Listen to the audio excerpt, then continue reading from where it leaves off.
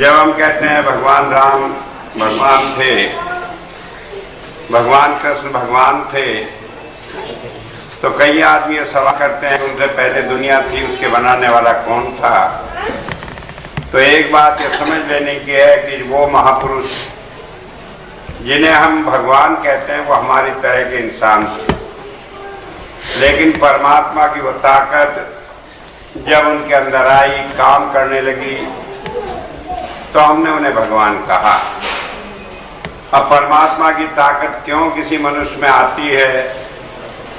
परमात्मा सारी दुनिया में सर्वशक्तिमान है, जो चाहे सो कर सकता है, फिर उसे इंसान के चोले में मनुष्य बनकर क्यों आना पड़ता है?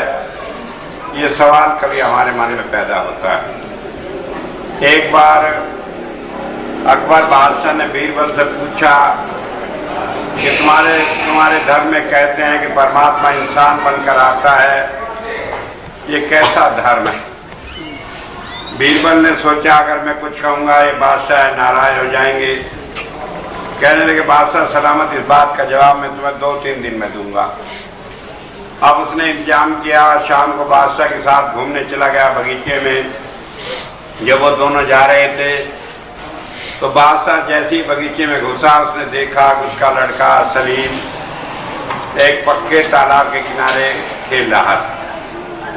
पहले तो उसे ख्याल आया कि यहाँ तालाब के किनारे क्यों खेल रहा है, फिर सोचा कोई नौकर होगा वो उसे देख रहा होगा, लेकिन उसका ध्यान बच्चे की तरफ लग गया।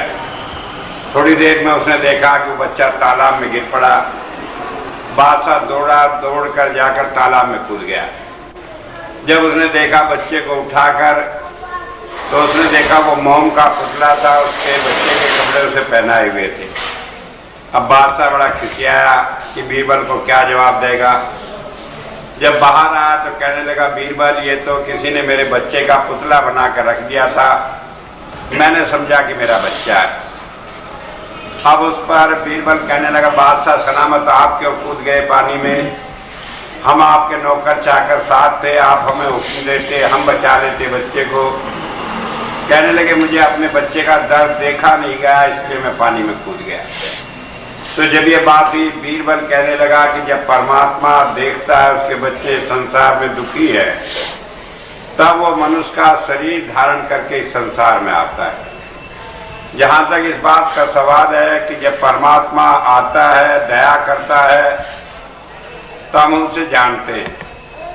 अगर परमात्मा मनुष्य का शरीर धारण करके न आए तो हम आप उसकी कृपा का अंदाजा नहीं कर